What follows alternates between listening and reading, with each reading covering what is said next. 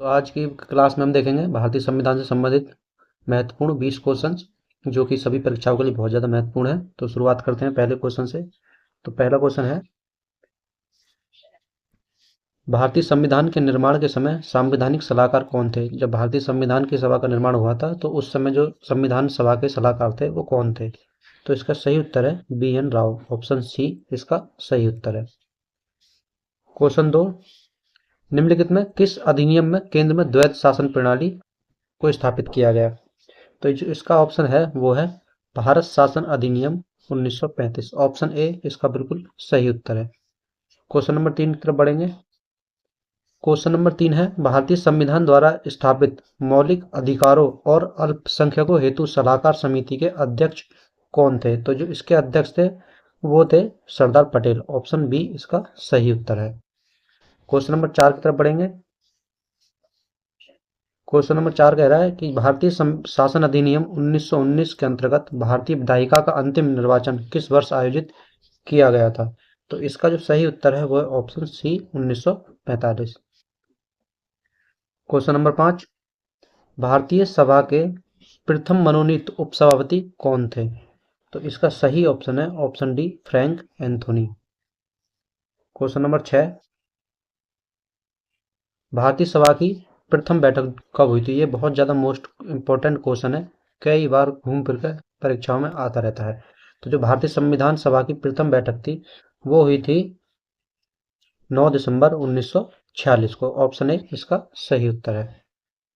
Question 7, Bharat British Bharat में सांप्रदायिक प्रतिनिधित्व की व्यवस्था निम्नलिखित में किस अधिनियम के द्वारा की गई? तो जो इसका सही उत्तर है वो है मार्ले मिंटो सुधार 1919। इसमें ही जो सांप्रदायिक था, अलग निर्वाचन था, उसको स्वीकार कर लिया गया था। तो इसमें मुस्लिमों को अलग से निर्वाचन क्षेत्र दिया गया था। यहीं से भारत में सांप्रदायिकता की जो नींव है वो भी यहीं से पड़ी है। क्वेश्चन हमारा 8 है, केंद्रीय विधानसभा के निम्नलिखित में कौन सा निर्वाचन भारत शासन अधिनियम 1919 के तहत हुआ है? जो इसका ऑप्शन है, ऑप्शन हमारे दिए गए हैं 1926, 1927 और 1945। तीन ऑप्शन दिए गए हैं और हमें कूट बताना है कौन सा सही है। तो इस 8वें का जो सही उत्तर है वो है ऑप्शन सी। ए और सी इसके सही विकल्प हैं। क्वेश्चन नंबर 9, क्वेश्चन नंबर 9 में है, भारतीय संविधान सभा के संबंध में निम्नलिखित में कौन से कथन सही हैं? तो हमारे सामने 4 कथन हैं और हमें बताना है कि इसमें से कौन से कथन सही हैं। तो यह वयस्क मताधिकार पर आधारित नहीं थी, बिल्कुल सही कथन है। यह प्रत्यक्ष निर्वाचन का परिणाम थी, बिल्कुल गलत है। यह बहुदलीय संरचना नहीं थी, ये भी बिल्कुल गलत है। यह कई समितियों के माध्यम से कार्यरत थी, ये बिल्कुल सही है। तो जिसको इसका ऑप्शन है ए और डी। तो 9वें का जो ऑप्शन है ए बिल्कुल सही उत्तर है। क्वेश्चन नंबर 10 की तरफ बढ़ेंगे।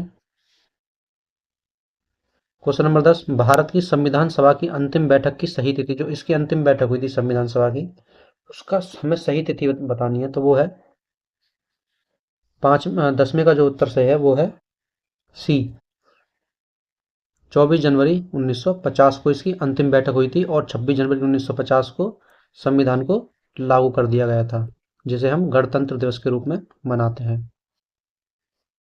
ऑप्शन 11, किस अधिनियम के द्वारा ब्रिटिश संसद ने चाय और चीन के साथ व्यापार को छोड़कर ईस्ट इंडिया कंपनी के भारत के साथ व्यापारिक एकाधिकार को समाप्त कर दिया गया?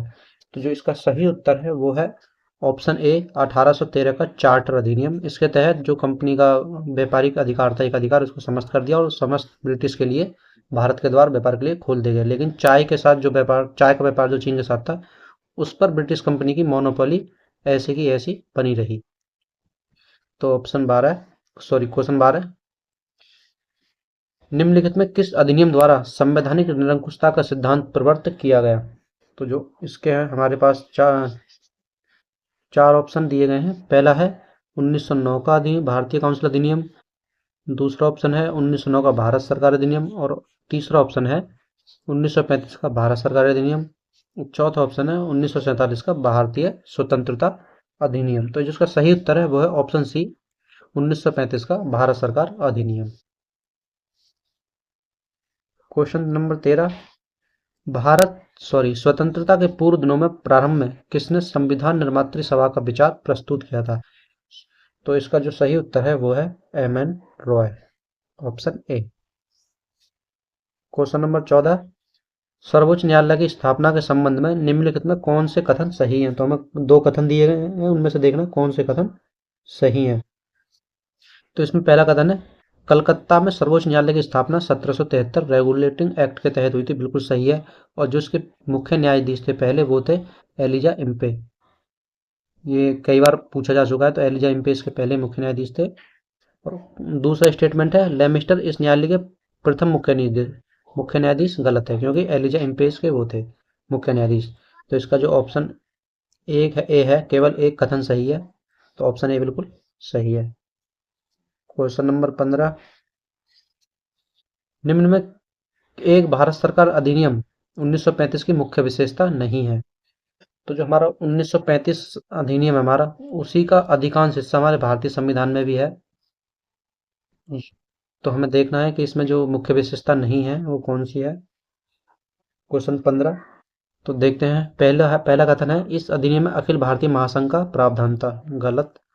ऑप्शन बी, अवशिष्ट विषय प्रांतीय विधायिका को आवंटित किए गए थे। ये बिल्कुल सही है इसका। ऑप्शन सी, यह प्रांतीय स्वायत्त, तो ये भी गलत है। और इसने प्रांतीय स्तर पर द्वैध शासन प्रणाली को समाप्त कर केंद्र में लागू किया, ये भी गलत है। तो ऑप्शन बी इसका सही उत्तर है। इसमें से ये इसकी विशेषता नहीं है।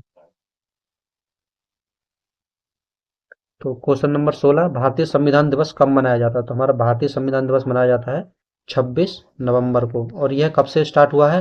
ये 2015 से स्टार्ट हुआ है संविधान दिवस मनाना। इसको कानूनी दिवस के रूप में भी जाना जाता है, राष्ट्रीय कानूनी दिवस के रूप में भी इसको जाना जाता है। क्वेश्चन नंबर 17, भारत का संघीय न्यायालय निम्नलिखित में किस वर्ष स्थापित किया गया था? जो भारत का हमारा संघीय न्यायालय है उसको किस वर्ष स्थापित किया गया था? तो वो है ऑप्शन बी 1937। क्वेश्चन 18, 1935 का गवर्नमेंट ऑफ इंडिया एक्ट क्यों महत्वपूर्ण है? तो जो हमारा 1935 का भारत शासन अधिनियम है वो क्यों महत्वपूर्ण हमसे पूछा गया है। तो देखते हैं इसका ऑप्शन। यह भारतीय संविधान का प्रमुख स्रोत है। इसके द्वारा भारत को स्वतंत्रता मिली, स्वतंत्रता तो नहीं मिली। इसमें भारत विभाजन उल्लिखित है, नहीं, ये भी गलत है। इसके द्वारा रियासतें समाप्त, गलत। तो जो पहला है हमारा, यह भारतीय संविधान का प्रमुख स्रोत है, क्योंकि 1935 का जो अधिनियम था उसका बहुत कुछ हिस्सा ज्यों का तो संविधान में लिया गया है, तो इसलिए इसे भारतीय संविधान का प्रमुख स्रोत इसको मानते हैं। क्वेश्चन नंबर 19, इन व्यक्तियों में से कैबिनेट मिशन का सदस्य नहीं था। कुछ व्यक्तियों के नाम दिए गए हैं, उनमें से देखना है कौन सा कैबिनेट मिशन का सदस्य नहीं था।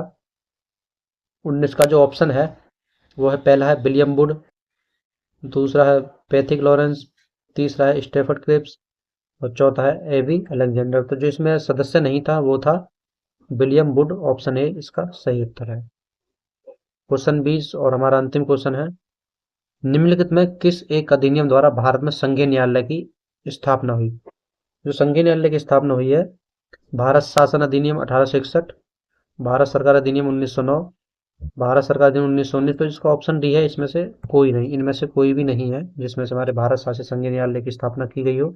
अभी हमने एक क्वेश्चन पढ़ा था ऊपर, भारत संघीय न्यायालय से स्थापित, जो 1937 में हुआ था। और इसका एक और क्वेश्चन संघीय न्यायालय से है, सर्वोच्च न्यायालय, जो 17 रेगुलेटिंग एक्ट के तहत हुई थी।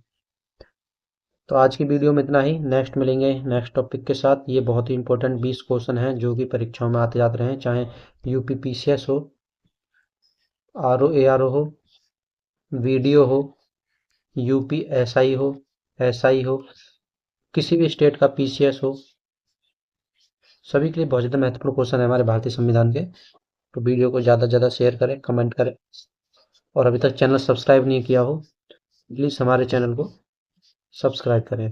Thank you.